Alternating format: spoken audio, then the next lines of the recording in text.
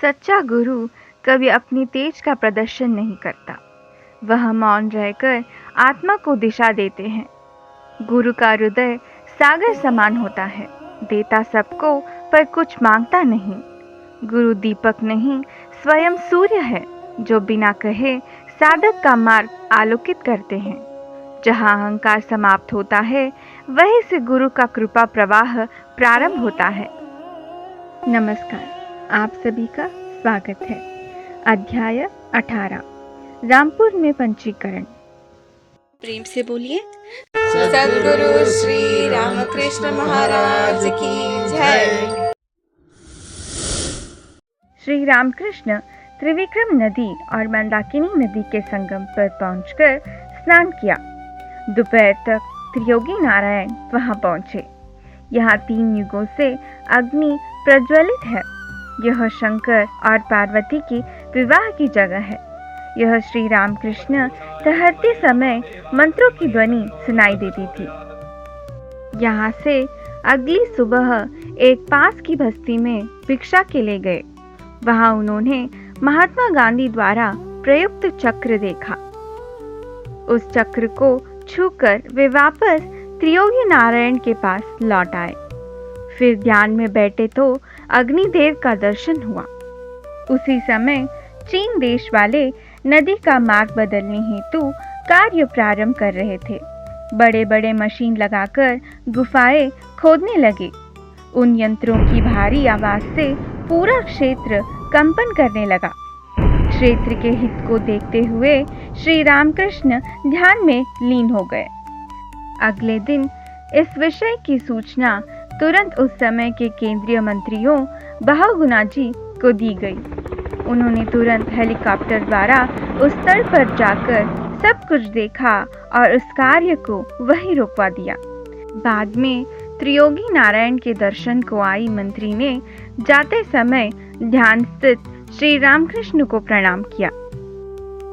ऋतु परिवर्तन के कारण श्री रामकृष्ण का शरीर दुर्बल हो गया।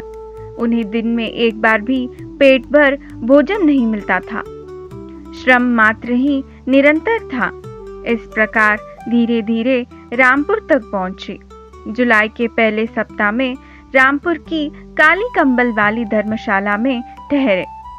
यहाँ श्री रामकृष्ण को भंडारे की व्यवस्था अनुकूल थी। साधुओं की भोजन की सार्वजनिक व्यवस्था रहता था। भंडारे के समय 2 फुल्का तथा रामधान यानी राजगिरी दिया जाता था। कभी कभी मटर की दाल मिलती थी। यहाँ रहते हुए साधना के लिए कुछ सुविधाएं मिली। स्वास्थ्य में सुधार हुआ। एक दिन डोंबिवली के मित्र बेम्बालीकर उन्हें ढूंढते हुए आए। उन्हें देखकर उन्होंने आंसू बहाए। सब सुख त्याग कर कष्टों की शेरनी को झेल रहे मित्र की दशा देखकर मन तड़प गया। विषयदा परम बिसिखरी। मित्र बेम्बालीकर उन्हें देखते हुए बोले, बिसिखरी यानी हल्का खाना कर, पान कर, शशि कर, माई वर्ण मिसु निधि सब न्याय। पंच ज्ञानेन्द्रिय करण, नेत्र, जीव, घात्र, अस्वाद यदि इन सब का रूप, रस, गंध, स्वर, स्पर्श छोड़ दे, वही ही शिव कहलाया। उन मित्रों ने श्री रामकृष्ण की क्षमता को देखकर उन्हें प्रणाम किया। अगले दिन वह मित्र केदारनाथ की ओर चले गए। बाद में यह श्री रामकृष्ण ने पंचीकरण का अभ्यास प्रारंभ किया। प्रत्येक प्रकार एक एक करके प्रयत्न किए। इस प्रकार नर देह मध्यम सुदुर्बलम प्लवम संकल्पम गुरु कर्णधारम। सद्गुरु समर्थ नरसिंहेश्वर महाराज करण द्वारा प्राप्त नाम लीन हृदय में लीन हो, मैं अर्थात कौन, ऐसा पंचीकरण करते हुए सृष्टि विषयों को शुद्ध करते हुए चले। जीव में 3 देहों की मृत्यु समझ से यह भ्रम उत्पन्न हुआ कि यह देह मैं हूँ और यह 5 कोशों में मन रमता है। पंचभूतों के संचय से मिलकर यह शरीर बना है और इसका मैं कौन यदि यह न समझे तो यह मान ले कि यह शरीर स्वयं मैं हूँ।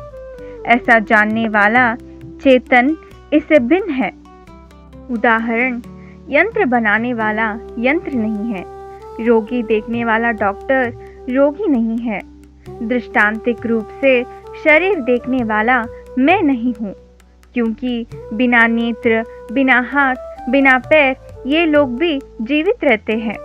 मूलतः आत्मा ही जीवन प्रदाता है, परंतु उस चेतन को उपादाय शरीर 5 भूतों से बने अलग समझने में विफल होने पर 84 लाख योनियों में जन्म लेने की शेरनी में फंसता है। अतः यह कैसे समझे, इस पर विचार किया गया। प्रथम, 3 देहों की दृष्टि जिसमें मैं अर्थात साक्षी मैं हूँ का अनुभव स्थूल देह, सूक्ष्म देह और कारण देह है।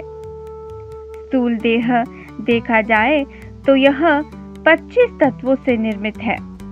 ये तत्व 5 महाभूतों के उपभाग है। स्थूल यानी दृश्य जगत प्रत्येक भूत को 5 भागों में विभाजित कर फिर उपभागों में विभाजन कर कुल 25 तत्व बनते हैं। यह 5 महाभूत आकाश, वायु, तेज, जल, पृथ्वी है। शास्त्र अनुसार प्रत्येक भूत का गुणधर्म अलग है। इस प्रकार शरीर में उत्पन्न क्रियाएं मैं नहीं, क्योंकि गुण महाभूतों के हैं। उदाहरण, आकाश में यदि शोक उत्पन्न हो तो शरीर शून्य जैसा अनुभव करता है। काम वायु का गुण है। वायु चंचल है, अतः काम उत्पन्न हो तो चंचलता। क्रोध आकाश और तेज के समालीन से तापन होता है। मोह आकाश जल गुण से। प्रेम और लगाव के कारण आनंद या दुख दोनों में आंसू आते हैं। भय पृथ्वी गुण से। जब भय हो शरीर जड़ता अनुभव करता है। इस प्रकार वायु, तेज, जल, पृथ्वी के गुणों का विश्लेषण किया जाता है। परिणाम स्वरूप यह स्पष्ट होता है कि यह 25 तत्व मैं नहीं है। नाम, रूप, जाति, आश्रम, वर्ण आदि ये सब भी मैं नहीं। जन्म मरण नहीं मैं, क्योंकि मैं जन्म नहीं लिया और ना मरण करता हूँ। नाम, मेरा नाम भी जन्म के बाद उत्पन्न हुआ, मैं उससे भी भिन्न। जाति, रंग, रूप ये सब दोष या अवस्थागत है, स्थिर नहीं। इस प्रकार स्थूल देह के स्तर पर मैं नहीं सिद्ध होता है। सूक्ष्म देह यह अपंचरित 5 महाभूतों से बनी रहती है। इसमें 17 तत्व है। 5 ज्ञानेंद्रिय श्रवण, स्पर्श, दृष्टि, रस, गंध। 5 कर्मेंद्रिय वाक, पानी, पाद, अपास्तान, गुड़ा। 5 प्राण, प्राण, उदान, अपान, व्यान, समान, मन और बुद्धि। ये 17 तत्व है। सभी पदार्थों में 3 गुण सत्व, रजस, तमस रहते हैं। सूक्ष्म देह का विश्लेषण करने पर भी यह स्पष्ट होता है कि यह मैं नहीं है, क्योंकि ये सब गुण अवस्था परिवर्तनशील है। उदाहरण, मन में काम, क्रोध आदि चंचल होते हैं, निरंतर परिवर्तन हो रहे हैं, इसलिए मैं नहीं हो सकते। बुद्धि भी जागृति, स्वप्न, गहन निद्रा इन अवस्थाओं में बदलती है। मन बुद्धि ने भी अपना विषय ज्ञात किया, उससे ज्ञात मैं अलग है। इस प्रकार सूक्ष्म देह को भी मैं नहीं मानना चाहिए। कारण देह जब पुरुष गहन निद्रा से जागे तो मैं हूँ यह अनुभव स्पष्ट होता है। वह मैं मात्र कारण देह में ही विद्यमान है। कारण देह की अज्ञानता ही स्थूल और सूक्ष्म देहों को कारण बनाती है। 5 कोश इस प्रकार है: अन्नमय कोश, विज्ञानमय कोश, मनोमय कोश, प्राणमय कोश, आनंदमय कोश। उनका क्रम: अन्नमय कोश जिसे भोजन द्वारा बना देह, प्राणमय कोश जीवन शक्ति, मनोमय कोश मन की गतिविधियाँ, विज्ञानमय कोश बुद्धि सहित ज्ञान, आनंदमय कोश आनंद की अनुभूति। इन कोशों की भी प्रकृति परिवर्तनशील है, अतः वे मैं नहीं हो सकते। मन यह मैं की अवधारणा से संबंध रखता है। यदि मन, बुद्धि, प्राण आदि ये सब मैं न हो तो मैं कौन? वह आत्मा है जो इन कोशों और अंतःकरण से अलग है। आत्मा कौन?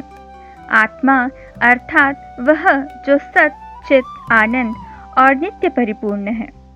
सत इसका अर्थ है सदा अस्तित्व वाला, जो कभी नष्ट नहीं होता। शरीर बदलता है पर आत्मा नष्ट नहीं होती।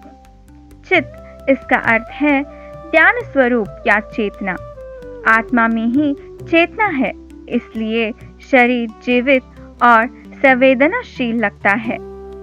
आनंद आत्मा का स्वभाव पूर्ण सुख है। जब मन शांत होती है तब भीतर जो शांति व आनंद अनुभव होता है वही आत्मानंद है।